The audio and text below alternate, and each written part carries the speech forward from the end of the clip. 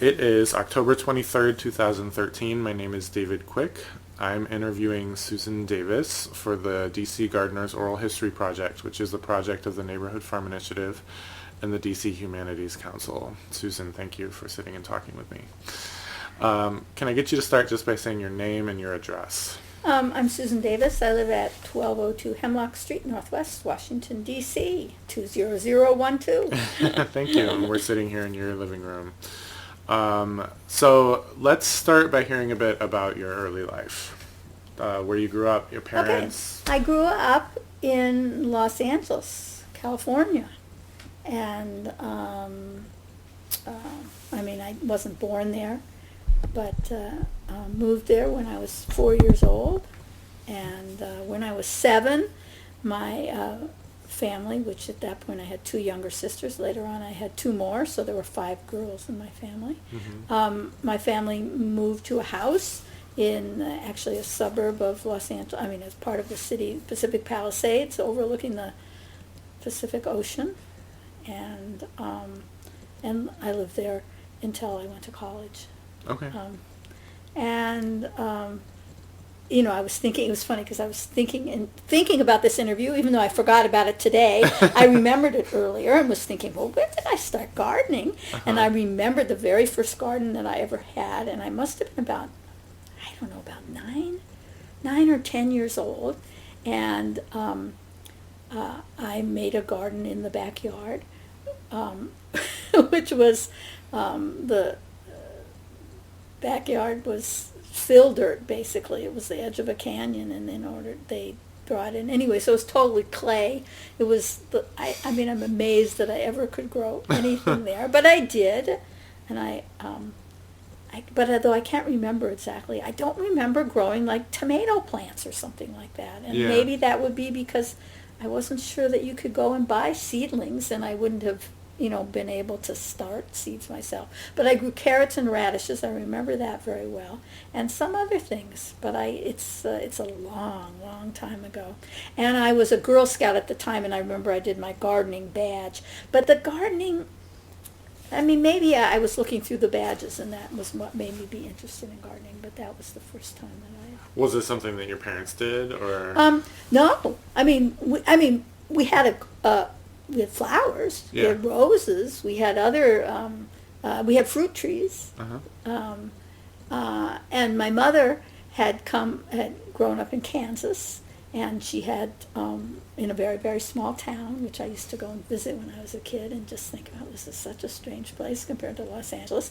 But she had aunts and uncles who were on farms, and while she grew up in town, they did have chickens, I guess, when she was a kid. And my grandmother did a lot of canning, but basically she would go to the farmer and buy the tomatoes or buy the whatever, the cucumbers to make pickles or whatever. Mm-hmm. But she had a whole cellar full of canned things. When we would go there, that's what you'd go down there, and she had all different kinds of pickles and Yeah. stuff like that. So that's where my mother came from, a farming, sort of, only 2 generations down from farmers.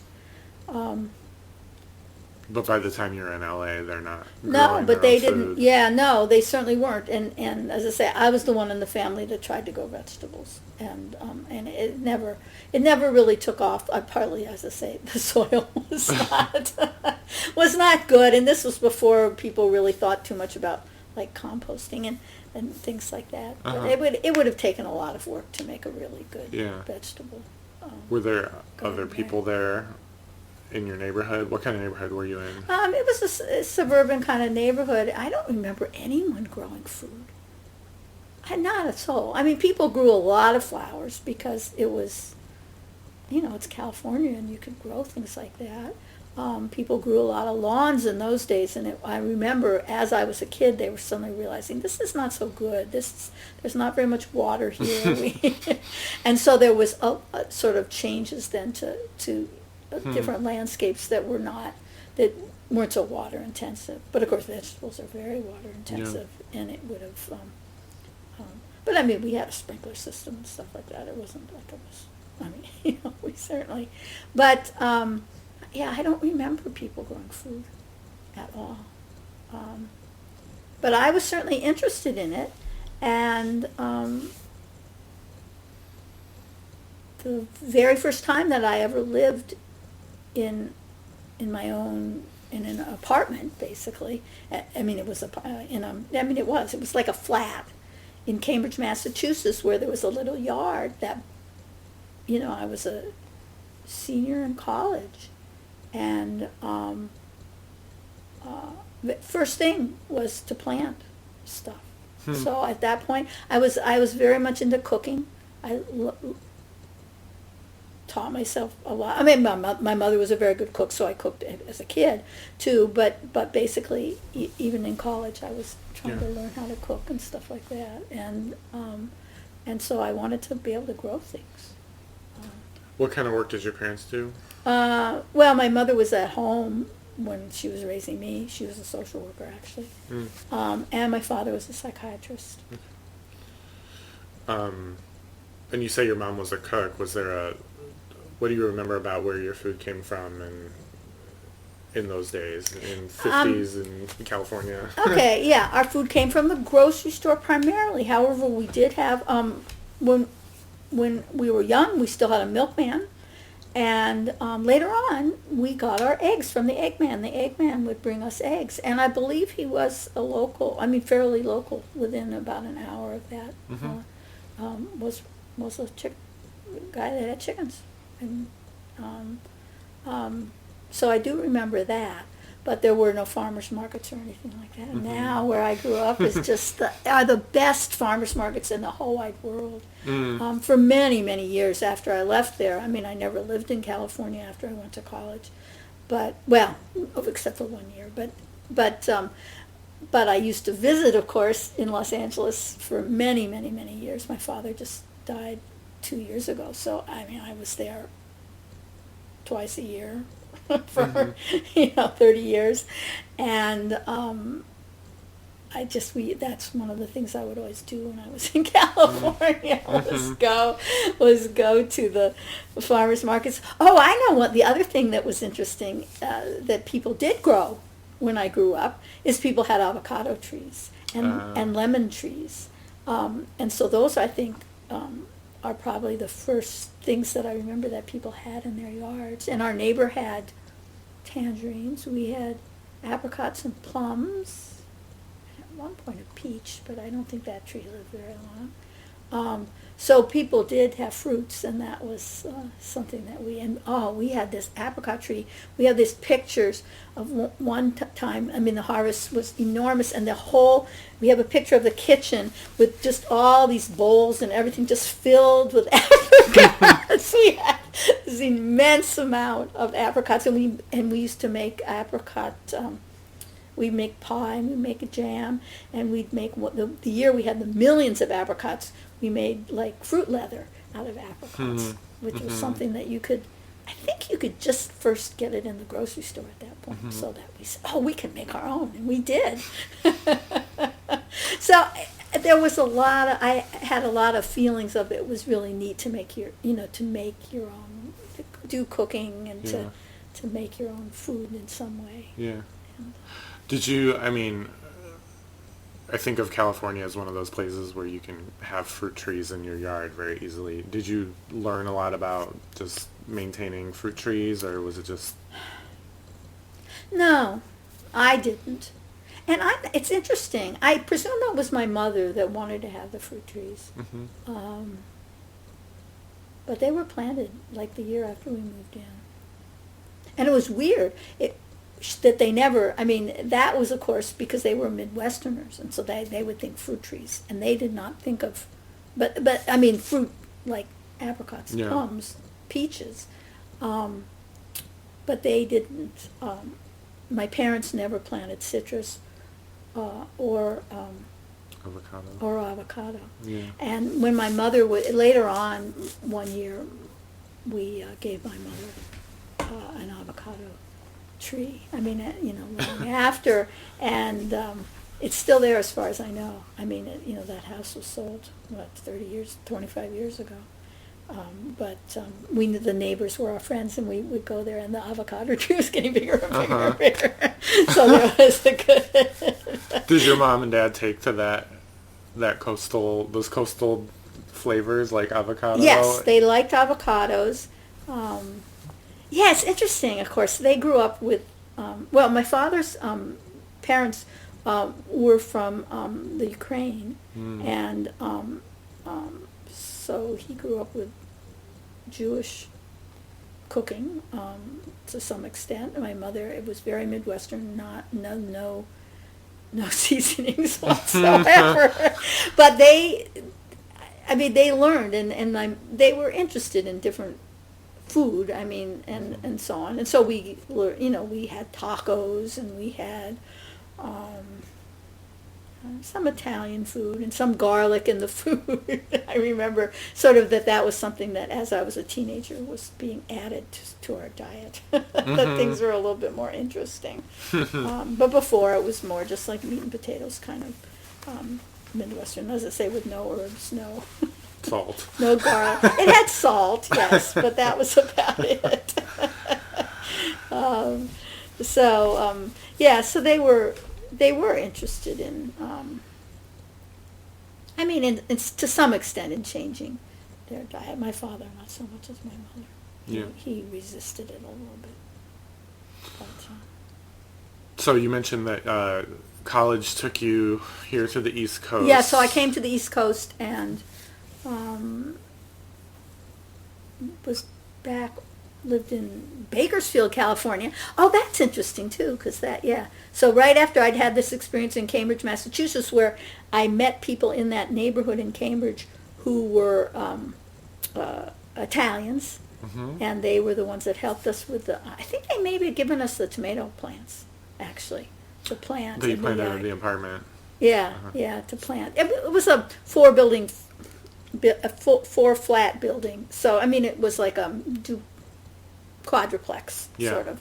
So we got the yard on one side to plant in, and we grew tomatoes and so on. And then the year after graduating from college, my then husband and I were in Bakersfield, California, and rented a house there for $100 a month. I remember this very well. And it had in the yard a navel orange and a prune plum tree, both very large. And we were there not even a whole year, actually. But we did have fruit, though there was a freeze that winter, and we lost the oranges. We hadn't if we picked them all, but I don't know what we would have done with them. You'd have to have some kind of refrigerator car. It was just like this enormous tree with just millions and millions. But it froze enough that they were not edible anymore. In college, where were you at in your life? What were you thinking to do work-wise, and where you wanted to live? Oh, I was very academic. I didn't. I was very interested in all kinds of things. I ended up majoring in sociology. I don't know, it was the middle of the Vietnam War at that point, and our whole plans afterwards were just to keep my husband out of the Army. So he was teaching school. That's what he was doing that year in Bakersfield. And I just sort of went along with him. And then we went from there to Ann Arbor, where he... Anyway, it's a long story, as far as the draft thing and everything like that. But he went to graduate school, and then the year after that I went to graduate school. So, in Ann Arbor? In Ann Arbor. Okay. And, for social work, you said? For social work, okay. Yeah. And so, before we started, you mentioned that you got into community gardening in Ann Arbor? In Ann Arbor, yeah. And I'm trying to think how that happened, or whether we did any gardening first. I don't remember. We may have grown. We lived in several rental, there's all rental places that had a garden. And then eventually we bought a house. But I don't remember, and we did a lot of ornamental gardening there. But I don't remember that we had we always did our vegetable gardening at the community garden, and I think it was just that even though we had a fairly large yard, it was all shaded. I think, which is the same problem that we have here in D.C. Not a very small yard, but also totally shaded, and so to do vegetables, you got to have sun. And for some reason, community gardening was really new then, and they had plots, and I just remember getting this plot. It just seemed enormous. It was so much. I mean, my garden when I had been a kid, and these other gardens had been like, I don't know, 10 by 10 at the very biggest. Mm-hmm. I mean, they were tiny. And then we had some kind of 20 by 20 or 20 by 30 plot in the community garden, and it was quite large. And I remember the first year that we went away on vacation in June, and we came back, and the weeds, the weeds were taller than the plants. It was so embarrassing. I remember that so much. I went, oh no, what do our neighbors in the garden think of us? That's funny. That all these weeds had grown up. But that was your first. It sounds like that's when you first really dove into. To doing bigger gardening. I mean, a bigger space and trying to grow some food, basically. Yeah. And of course, we were in Michigan, which is not it's pretty cold up there. Season is pretty short. It's hard. I don't remember so much. I mean, I know we grew tomatoes. I mean, that was, which is why it's so hard for me to remember back to my childhood garden. I'm not sure I had tomatoes. Mm-hmm. But maybe I did. Yeah. So this is what, the late or early This is mid-70s? the early 70s. Okay. Yeah, early 70s.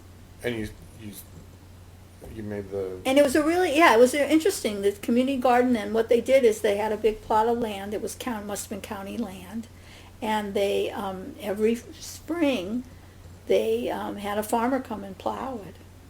Oh. And. Do you remember the name of the garden? Did it have a name? Oh, I do not remember.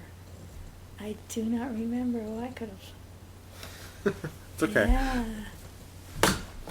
Yeah, and as I say, I'm sure it was run by the county, and we stayed at that one plot, and then later on moved to a different one that was opened up, that was near to where we were living after we bought our house, and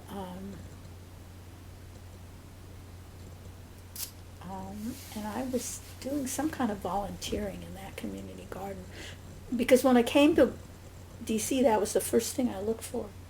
Once we bought a place here that had where our backyard is, 30 feet by 40 feet or something like that. It was completely shaded, or almost completely shaded. We did grow. Early on, the trees were a little smaller in the back, and we grew something. Maybe mostly herbs or something like that. Never have been able to grow a tomato. Yeah. In the yard, but we had a few things, maybe just lettuce or something like that. But we always had a community garden to do it. And when I came to, that's what I look for.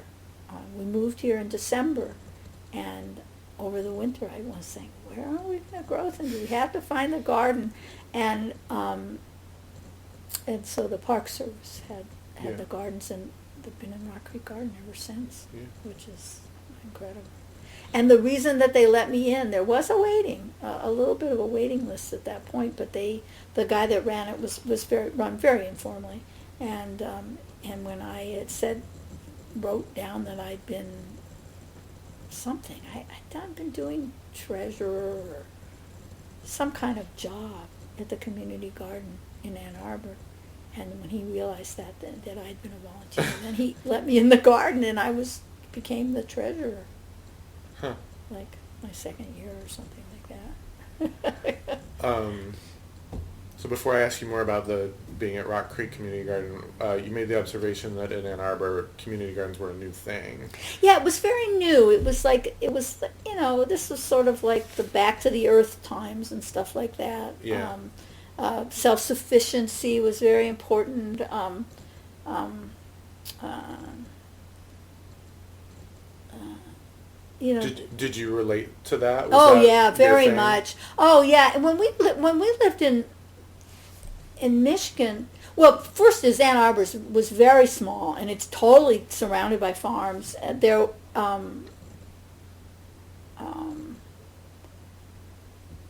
I mean, you know, at that time I was very interested in sort of the rural lifestyle, and being self-sufficient, and doing a lot, making your own things, you know, not getting away from civilization. I mean, it was very weird because I was a city kid, of course, but so it was a sort of conflict in my life. But um, and I remember when we got the chance to come to Washington, I don't want to go and live in a city. Why do I want to go and live in a city? And we'll go for a while and we'll see how we like it and stuff like that. But yeah, so we were very interested in that kind. I think there was. We were involved in the starting of a food co-op in Ann Arbor.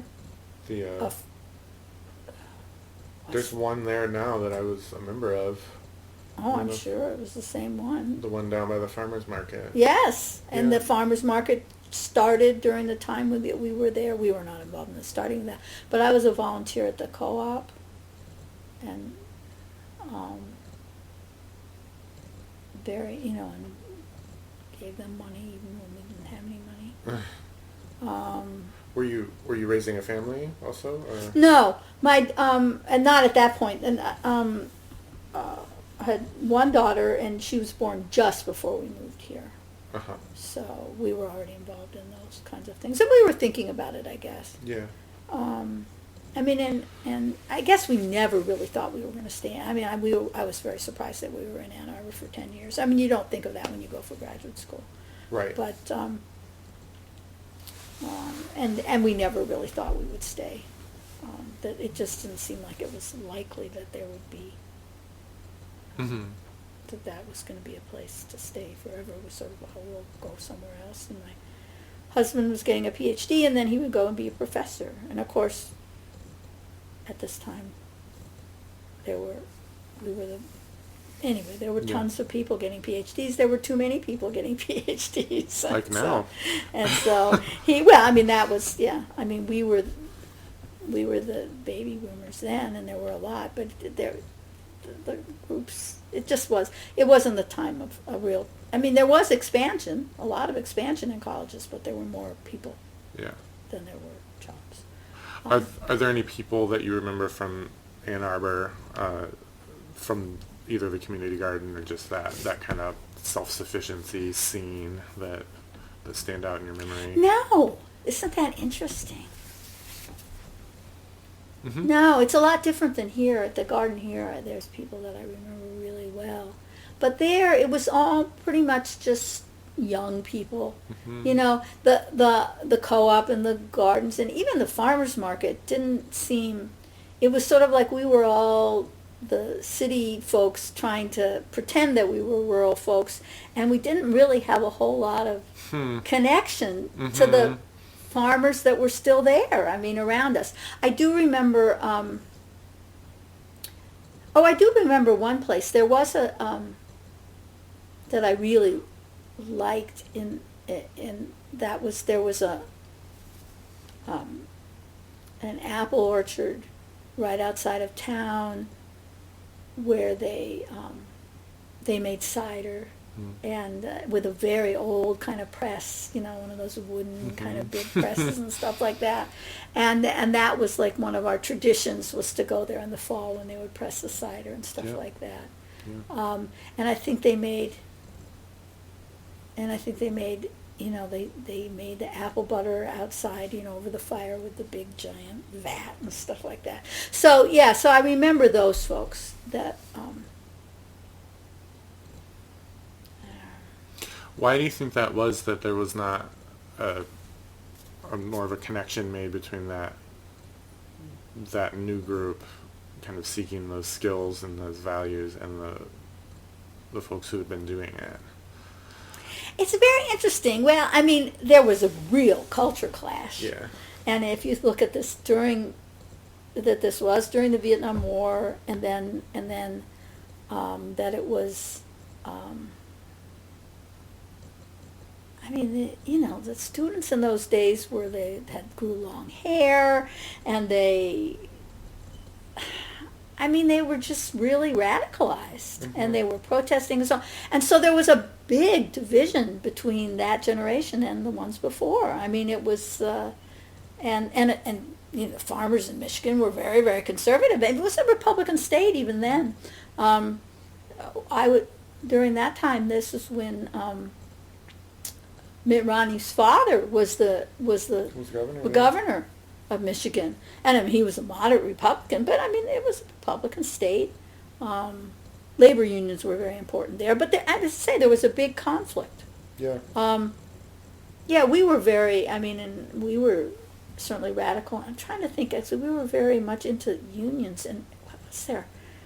It was like there were unions of the employees of the University of Michigan even, and they went out on a strike when I was working there at the time, and I mean, so it was a big conflict. So you just, even though I guess people knew that there were people that knew how to live that kind of life, it was very hard to relate to them face to face, because they just would sort of look at people, the students, and they would say, "Oh, I can't talk to them." I mean, because they even looked weird.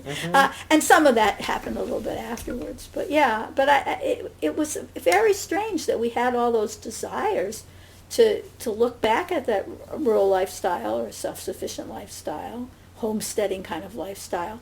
But there really was very little connection with the folks. And as I say, I know they had a farmer come in and plow.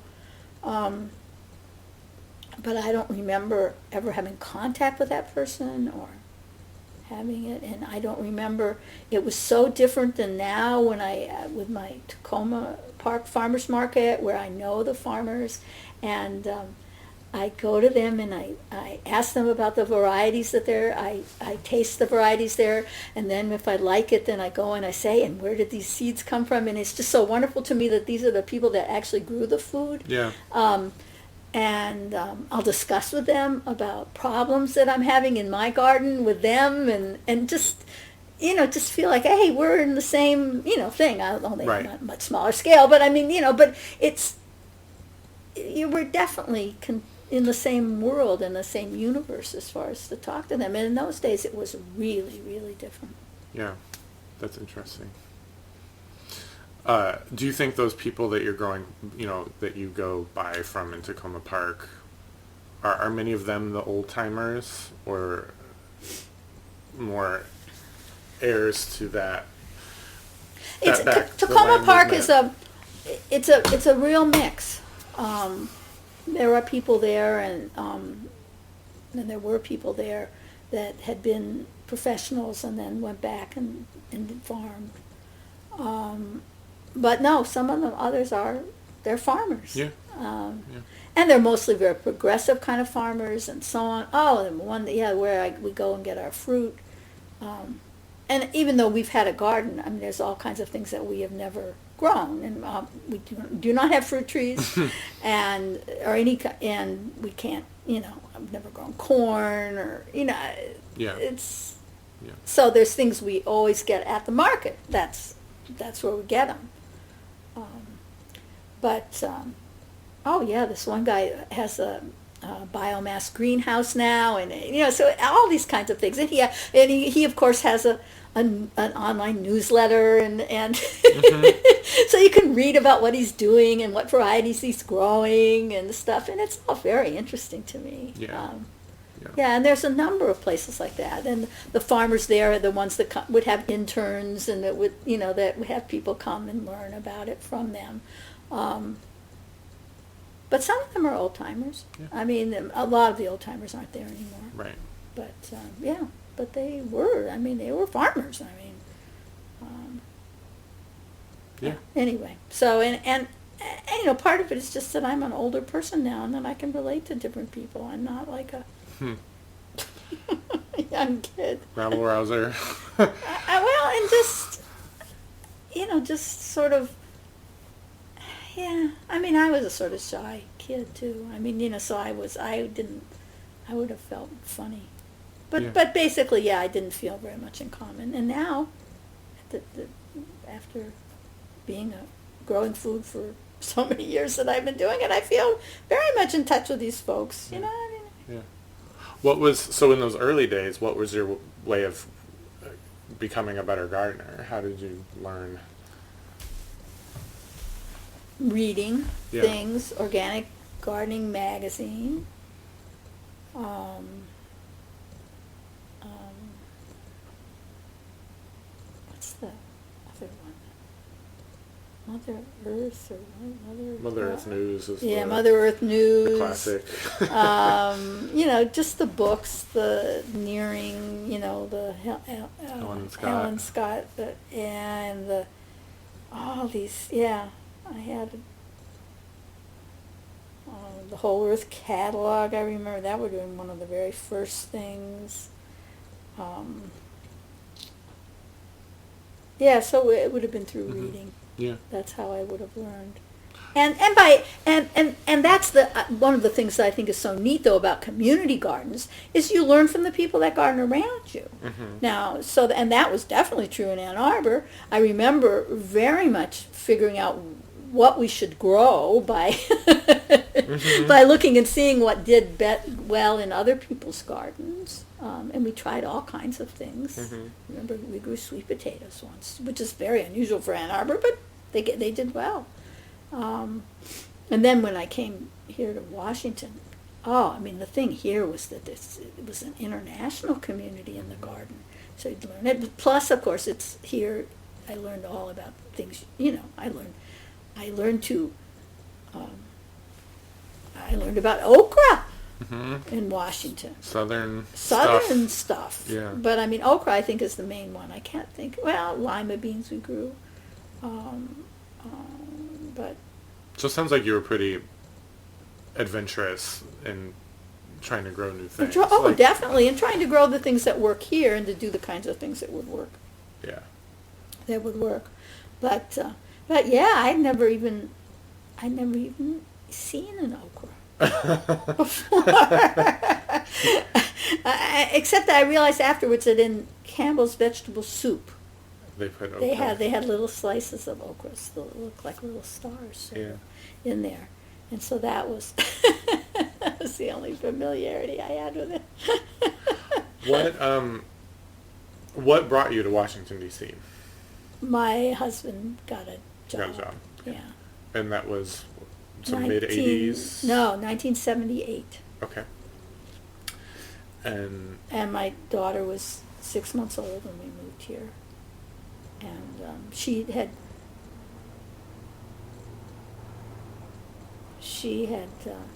already been at the garden when she was a tiny infant. I remember her screaming. She didn't like it. It was hot. It was like the first when she was a little baby and went. And then she's grown up at Rock Creek Garden, and she and her husband now have a plot there. oh, nice.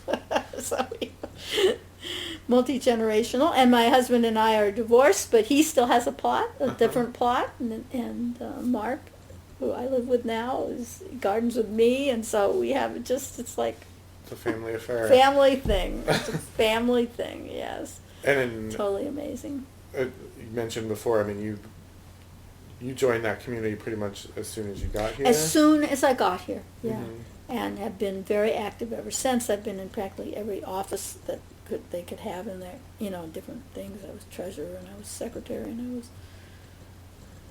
I was the president, and I was the manager, and I was Where is the garden? It's actually in Rock Creek Park. It's actually, since you're not a car driver, you wouldn't have. It's about 2 miles from here. Okay. It's in a. It was a Victory Garden. Oh. It's been there a long time. It was dormant and then was restarted in the late 60s at the community gardening time. I mean, I guess Yeah. the park then began to have community gardens again to revive. They have what, 8 sites or something like that now, but there were 3 of them, I believe, that were Victory Gardens. I know the Glover Road Garden was a Victory Garden too, and I think maybe one of the other ones, the one on Sedgwick maybe, was also a Victory Garden.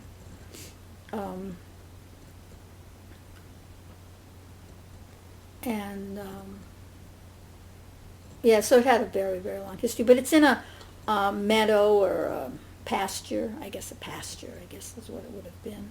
There was a house there, a farm. Is many, it surrounded many years by ago. woods, or? It is, yeah, on one side it's pretty close to the road, but there's still a little bit of tree line, but yeah, and the woods. At the end where my garden is, the woods are encroaching and the shade is coming to our end. It's very bad. And the deer, And the deer, yes. And about halfway through the 35 years that I've been there, the deer began to be a problem, and people began to try to put up some kind of barriers for them. And so it began to sort of look like a little junkyard in the garden, and it wasn't effective. The deer are... But the Park Service, the way our permit is with Park Service is that we have split rail fence around our garden. That was the rule, that we had to maintain that split rail fence, and that we couldn't do anything permanent. Nothing permanent could be done in that garden. And I think originally they used to plow that, but that changed. I don't know when by the time I came, it wasn't plowed as a whole. Okay. And so, so people at that point began to do some construction in the garden. But the rule was that, as I say, you couldn't have anything permanent. But people began to make. Some people make raised beds or some kind of trellis to grow things up, because. So I was talking about the deer. So anyway, we realized we had to do fencing. The Park Service never did give us permission to fence, but we fenced.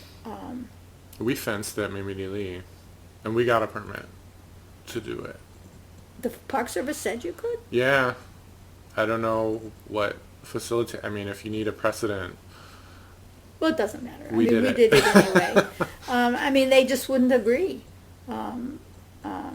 And maybe, wow, so I didn't realize that Mamie Lee has Blair. I don't think Blair Road Garden is still fenced, but they must have deer then. If you had them at Mamie Lee, then we had them. Yeah. Then they must have them at Blair Road as well. They have them everywhere. There are deer everywhere.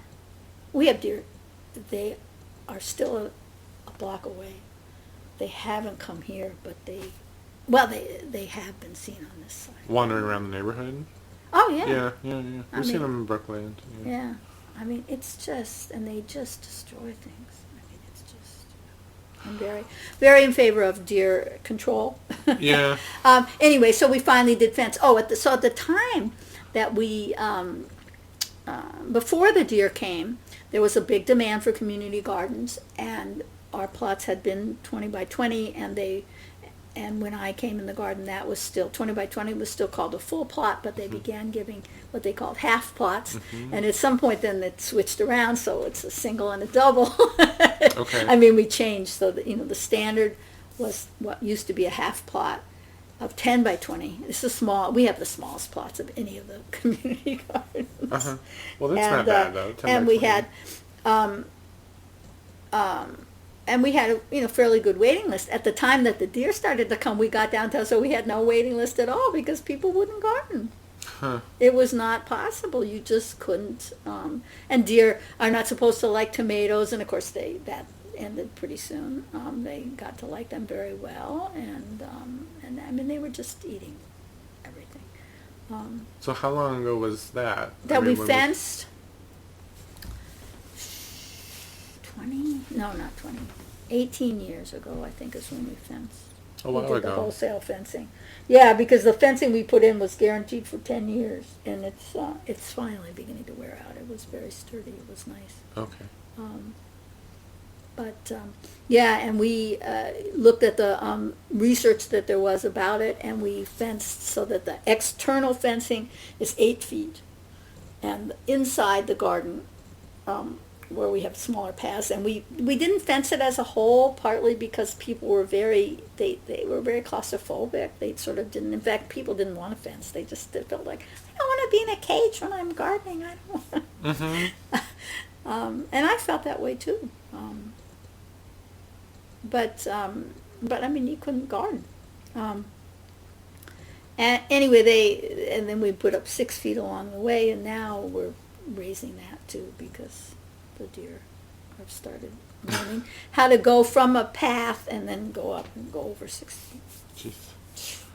Plus, they learn how to push down the fences. In fact, they walk along the paths of our garden, of course, eating anything that grows on the fence, and they learned how to push and try to knock them down, and they do knock them down in the winter. Deer. So going back to when you first got there, though, what do you remember about the garden in 1978? In 1978, it was actually the first year that we were in the garden. It was half the size that it is now. And then they did get the Park Service did allow them to increase the size of it, because there was, as I say, a lot of demand for gardens at that point. There were no fences. It was run. Mr. Olson, who lived across the street on Oregon Avenue, was the manager of the garden, and he was like a dictator of the garden. It wasn't very democratic, and he would, as I say, he let me in the garden even ahead of other people on the list, because he knew that I had volunteered. I'd written down that I had been a volunteer in my community garden in Ann Arbor. And plus, after I came here, I went and volunteered at Park Service, because at that time they administered the garden. So I did that first spring. Mm-hmm. I was worked at the Park Service, helping them issue the permits, basically, for all the gardens that they had, and taking the applications and stuff. So everyone who applied for a plot, you had to do it through the Park Service at that if point. it was one of their gardens. If it was one of their gardens. Interesting. And they had it's the same 8 gardens that Rock Creek has now, which includes your Mamie D. Lee and... Although no one has to apply to the Park Service for a plot now. Yeah, right? that was, as I say, that was during the Reagan years the gardens were privatized, and then we had to make a garden association. We had to get our own insurance. We had our own bylaws and stuff like that, and that was, and that happened. Were there many folks there when you got there who had been there for quite a while? Or? Yeah. Well, yeah. Yeah, I mean, I guess that the garden had been revived. As it had been a victory garden during World War II. It then had not been gardened. That area had not been gardened. But now the original garden was, when I went there, that was the same site that had been used as a garden for the victory garden time. Mm-hmm. And it was basically in a pasture. I guess they mowed that part. Part of it, next to it was corrals where the park police horses, and they still are. I mean, the park police have 2 stables for their horses, and one of them is right there near our garden, and we can actually go up and get their manure. That's good. And so that part, there was two pastures where the horses were, and then there was this whole other area, and the Park Service, before it was gardened and it was mowed, so the trees hadn't grown back. It was kept as a grassy area. Many years ago, it was a farm, and there are foundations of a house that appear sometimes when there's a lot of rain and stuff like that. Interesting. Yeah, there's along that way. Yeah, so it was definitely a farm. Yeah. Before the Civil War, would have been when it was a farm. At the time of the Civil War, there was no forest in Rock Creek. there was no Rock Creek Park and there was no forest. It was all farmland. Uh, There were a few trees left, mostly as edges of, as boundary markers and stuff like that. We're right near our garden is the Northampton oak, which is evidently there in a 1750 or something like that, and that the legend is that George Washington came and surveyed the area he was a surveyor, and he came and surveyed the area, and he noted that tree. That was a boundary marker tree. And hadn't been cut. Anyway, there were old timers. Were there old? Do I remember much about?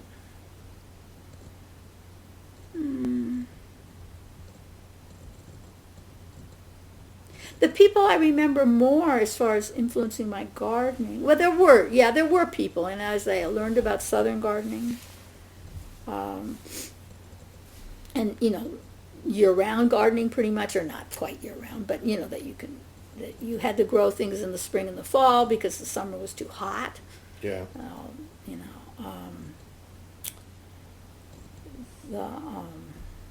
Plant your peas on Washington's birthday, which is really too early, but they don't come up at that time. I think when they did that, when they used it, old peas were different kind of peas. They were the peas that you have now rot in the ground if you plant them on Washington's birthday because it's just too cold, and they don't come up. As I say, and they don't come. If they don't come up pretty soon, they don't come up because they rot. Right.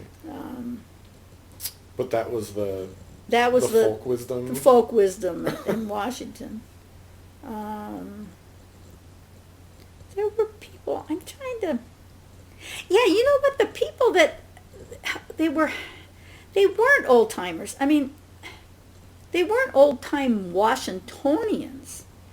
The people that were in the garden, as almost all people in Washington, have come here from somewhere else. There aren't. And it's particularly in that neighborhood of Northwest Washington, there weren't a lot of people that were born here. And those people wouldn't have been gardening. The people that were gardening were people who had come from the South and who were born in rural places and came. And already knew. And knew and brought their Southern ways of doing it. And then, as time went on, then there were people from all over the world that came in to the garden. And we had, and still have, Central Americans. Yeah. That one woman, her housekeeper, she applied and got a plot for her housekeeper and that family is now second generation, and they still grow. They still grow the corn, the wrappers for tamales. I see that mom out. She's my age. She comes out there picking. She still doesn't speak English. But I always couldn't wonder why they grew this strange corn. It looked like broom corn almost. It didn't grow stalks, and I never could tell. And the funny thing about a garden, our community garden has 120 plots. Okay. And so there's lots of people. Yeah. But you don't see a lot of people. Yeah. Because people garden at all different times, and it's and so on. So, for instance, you'd see people's gardens, but you often, then you'd be waiting until they would be there, and then you go and say, "What is that you're growing there? What is it?" Because you wouldn't be there at the same time. And of course, with this family, I couldn't really communicate with them, but I never remember ever seeing them. Or maybe, I don't know, I wasn't curious enough to know what they were doing. And then just a few years ago, I saw her out there with her friends, and they were picking that. And I suddenly looked, and I said, "Are you making tamales?" Yes. That's what they were growing, was the tamale wrappers. So, but we also had a lot of Asians. And a lot of, and they grew all kinds of things. And one of the things we found out at the time when the deer were getting to be such a big problem is, and it's still even true, like bitter melon, which is a squash gourd. You can eat it.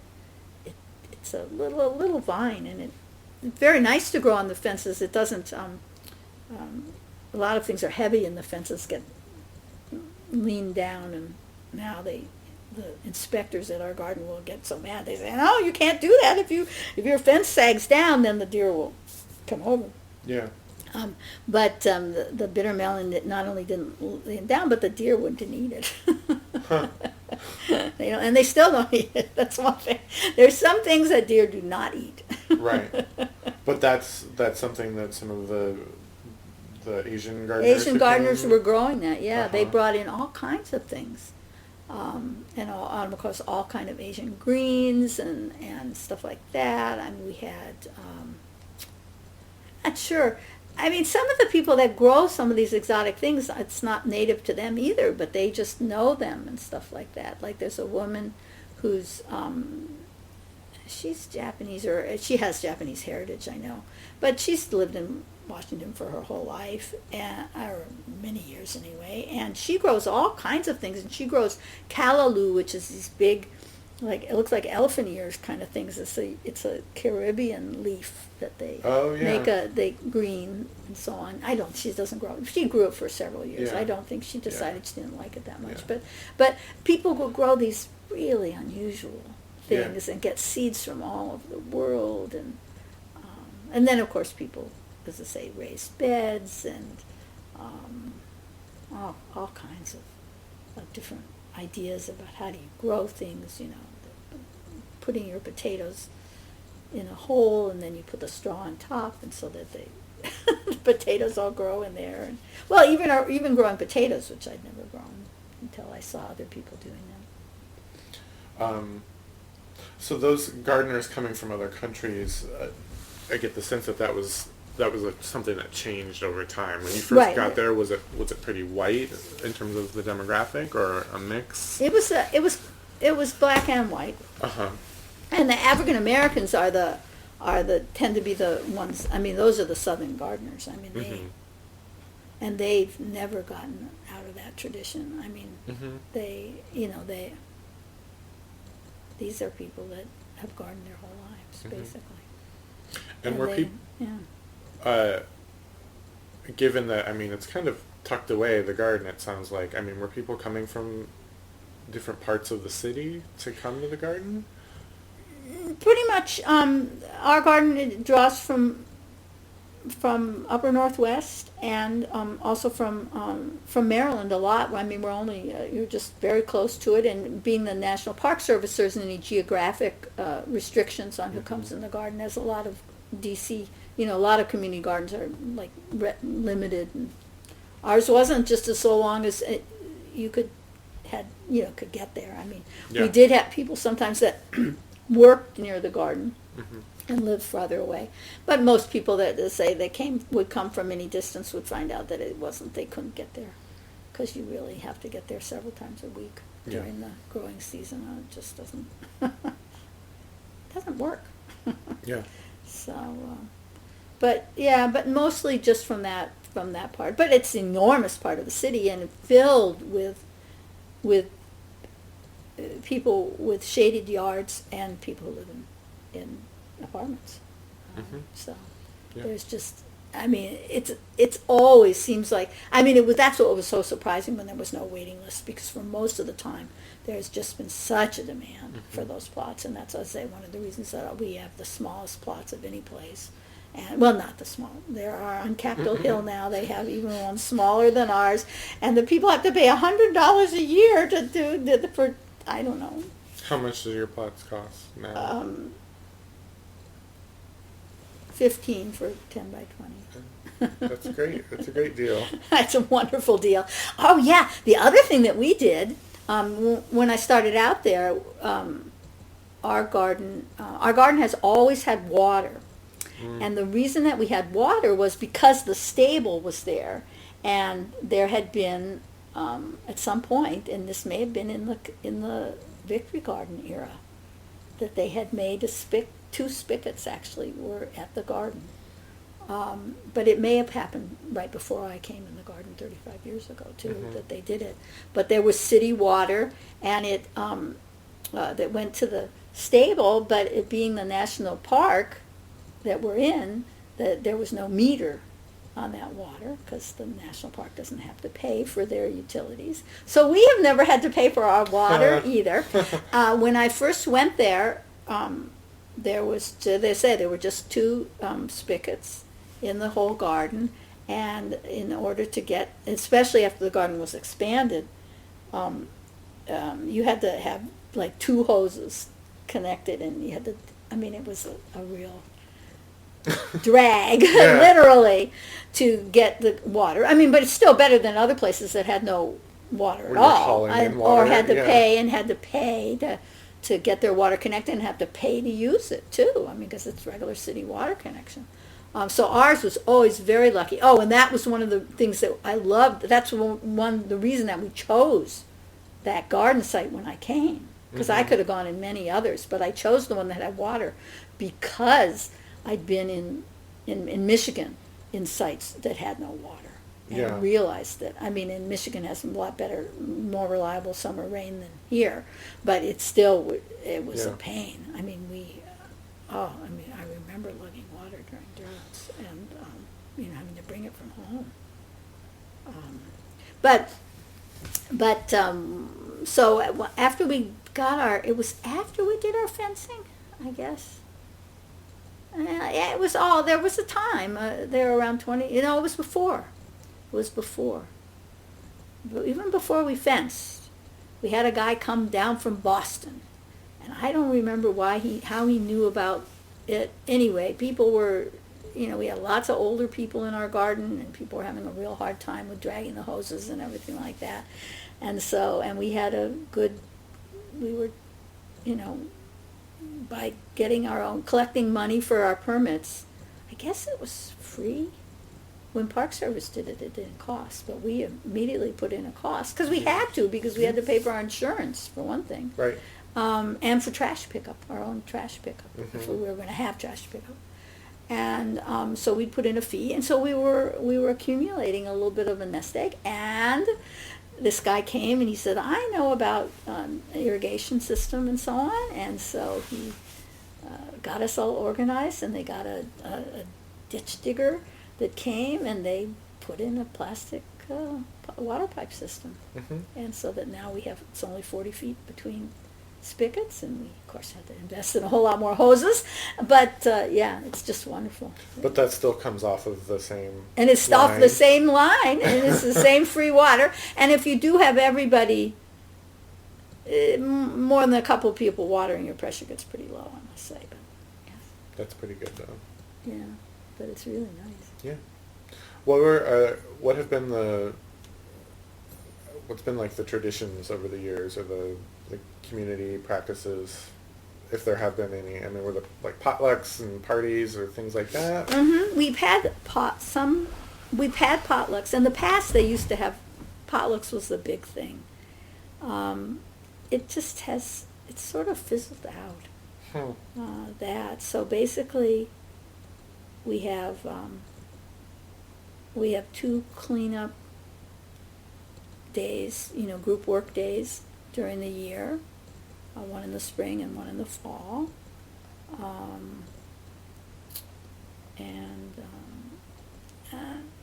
But basically it's a pretty business-like thing. I don't know. I mean, we've had,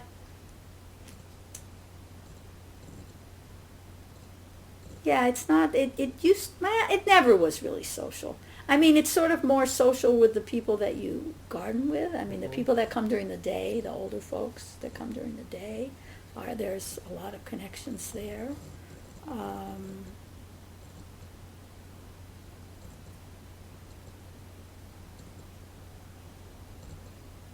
So people kind of doing their own thing. Yeah, it's very, as I say, you don't see people.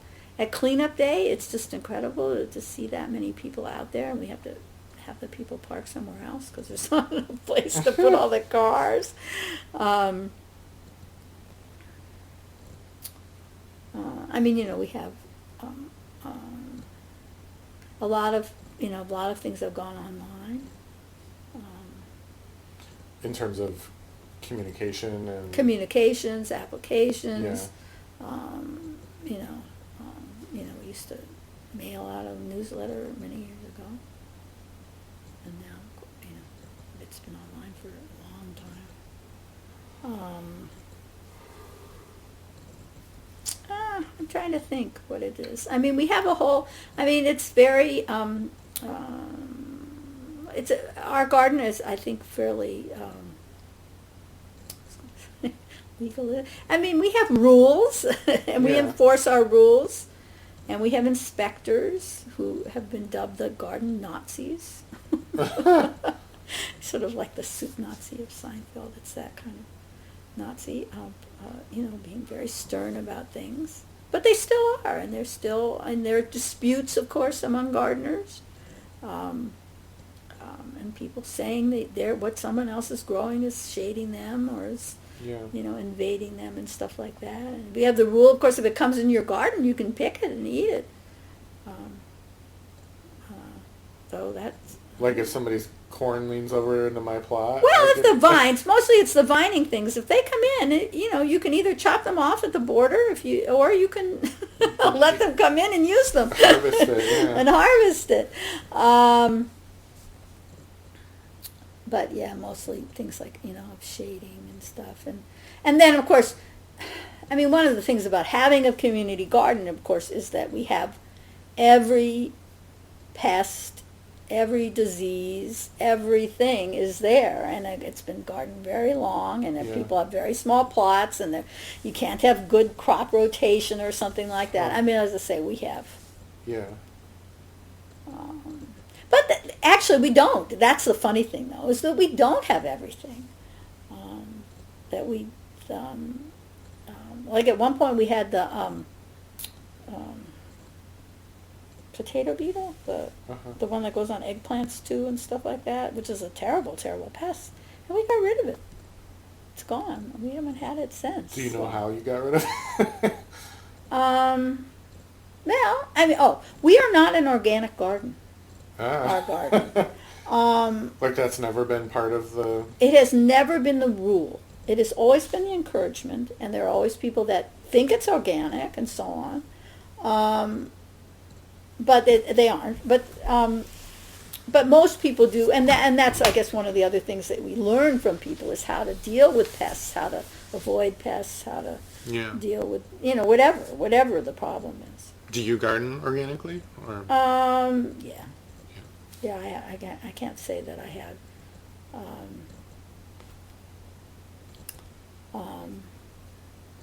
Well, no, and I don't use. I have used non-organic fertilizers. I don't. Right. The organic ones are better, but that's not. But no, I don't find that many of the things. Well, but it's weird. You can talk about a lot of organic pesticides are very toxic to. You don't want to get them where they're going to get into the watershed, right? Because they're toxic to fish, they're toxic to bees, they're toxic to. Just because it's organic doesn't mean that it's that it's safe. Wholesome, it's not. And some of the non-organic pesticides are just as, they're just very short acting, and if they work, they work. So I have used things in the past, but not recently, and basically I just try to prevent everything and pick off a lot of stuff. But we have had at one point. What did we have? I guess the potato beetles. There was a BT that was made for them. So at the time when we had a big problem with them, the garden committee bought some of this, and it was a BT. It was an organic thing. One of those organic things that kills things. Yeah. But anyway, a BT is. It's a bacteria that kills the larvae of things. I see. You don't know them. Okay.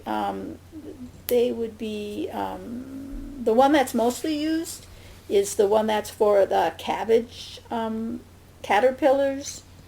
That would have been what it was developed for, I think, maybe, was for those kinds of things. It kills all caterpillars, but of course, if you are just powdering it or whatever on your food plant, it's only going to, Now, of course, there are things, butterflies that do lay, I mean, you want to be careful. Yeah. And I mean, you don't want to misuse it. But anyway, when we had the potato beetle and it was getting really out of hand, and it was on the potato, it started on potatoes, and then it went on eggplant, and then it was going on tomatoes. Mm-hmm. And we got some of this stuff, and first we tried to contact the people in the garden and say, you've got a problem, we've got to do this, blah, blah, blah, blah. But then finally we just said, no, if the person is infested, we're spraying. Boom. Yeah, we're not, because this is like, it's so threatening Yeah. to the other. And as I say, when it went on tomatoes, which is the biggest crop that we've got out there, that was a real problem. We have another problem that we've had tremendous problem with, which is called a bean beetle, but there isn't any BT for that. The only way you can do it is to pick it off, and so that's just part of our inspections, is that people have it, and that if they're really infested, that they've got to pull their beans and they got to take them home, bag them, and take them out of there, because if they, of course, just pull them and put them in a pile, then they're just going on to everyone else's beans. But a lot of people have given up growing green beans in our garden. We had a time where we had rats, and we forbade the growing of corn and sunflowers for several years, because that was the things they liked the best. So it And we sounds like encourage snakes. Yeah. We still encourage snakes. The rat snakes are what saved our garden, I think. So yeah. So we have. I mean, I think that's our garden. As I say, rather than being a real social kind of thing, has been more of a little government. Yeah, little organization. Little organization, and trying to make it to be a good experience for people to be gardening, and yeah. Would you say that it's a social outlet for you? Is that a priority for you as a gardener? It has been. It definitely has been. In fact, yes. Yeah. Yes. And I mean, I have now old friends that's where I met them, was in the garden. Yeah, no, it's very, very important. And at a point where I was at loose ends about 15 years ago, and was sort of like thinking, well, am I going to move? Am I going to go somewhere else? And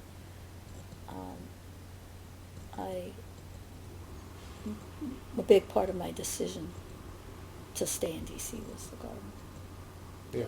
That was, and at that point, the garden was extremely important to me. I mean, socially and just emotionally. And it's been so for other people, too. We've had a number of people with physical and mental diseases that have been gardeners who we know that's been their lifeline, to be in the garden.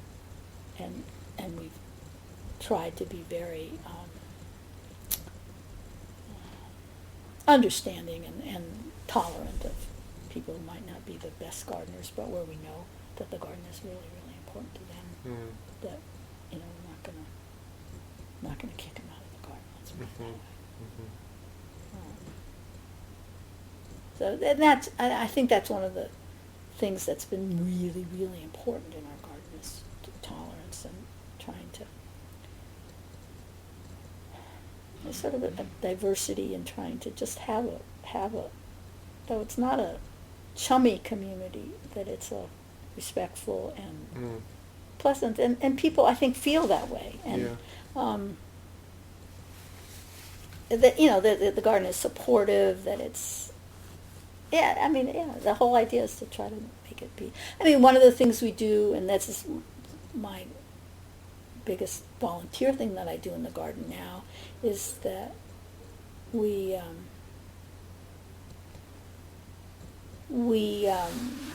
try to provide what soil amendments and things that people need for gardening, and some of that is the Park Service brings us wood chips, for instance, that we can put on our paths. and that's free. But and I said we can get the manure. But for other things, we've had actually composted stuff delivered from the district. At one point would do that for us. But now basically it's a paid order that we do and deliver and have a big delivery, and I'm the one that organizes that order, and then we, at our cleanup day in the spring, we volunteers distribute the things to the people to their plots, so that people who can't carry a 50-pound bag can get their stuff. Yeah. Yeah, which is important. Yeah. So as I say, trying to make it so that people can garden easily. Yeah. And, You talked about, and we'll wrap up soon. We're going over an hour now, Yeah. but I mean, you did talk about National Park Service once upon a time providing more services, and DC used to bring compost. Would you say there's been an overall just less of those communal resources available? Hello. So less of those communities. I guess I just want to know more about, you made an observation that in the Reagan years, things changed. Yeah, well, no, but the composting for DC, yeah, they send their leaves out of the city. We could still get it. I guess we can't get it delivered anymore. That's the problem. And I think, well,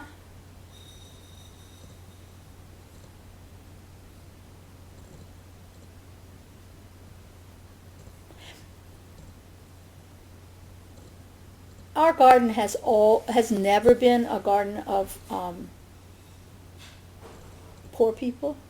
I mean that never was, and so I think as time goes on, it's just more that people are just more willing to pay for convenience rather than put in a lot of labor. Yeah. So I think that's mainly why. I mean, I think that we could probably find some of those things. Yeah. But there's just not so much motivation anymore. Yeah. I mean, I think there was at a certain point, and there were a lot of people where that was very important. The garden was very important to them economically. But that's not where our garden. It's a recreational garden. I mean, not to say that people don't get a lot of food out of it. Right. Yeah. But most people. And we certainly do. But it's not, yeah. Kind of and actually supplementing their food they're budget. not. It's not really, the budget part is not the important thing. Okay. And more people are just not as nearly as many people are growing seedlings or things like that. I mean, people just buy stuff. Yeah. Well, the last question I will ask, other than anything else you want to say, though, is, having participated when you were a young adult in a kind of movement around growing food, and that it's fair to say that there's kind of a movement now among young adults. What are the differences? What are your observations of what's going on right now, particularly in terms of interacting with new gardeners? Well, it's certainly people presume that the garden is organic.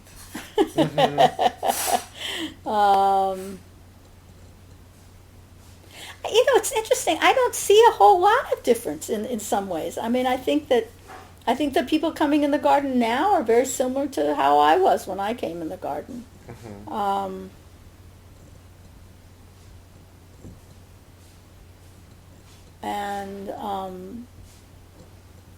And we still have people come who are very inexperienced at gardening and so on. I mean, I think now that we have, our waiting list is like 5 years now in our garden and stuff like that.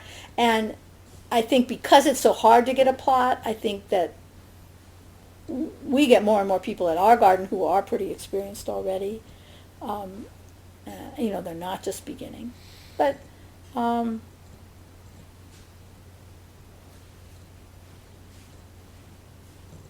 I think people, being now an old timer, I think people are maybe the new gardeners are more interested. I don't know, but I was always interested in finding out what other people were doing and Yeah. what they were growing and how did they deal with the different problems and stuff like that. So I don't see it as that different. Mm-hmm. I think people are very much more interested in the health of their food.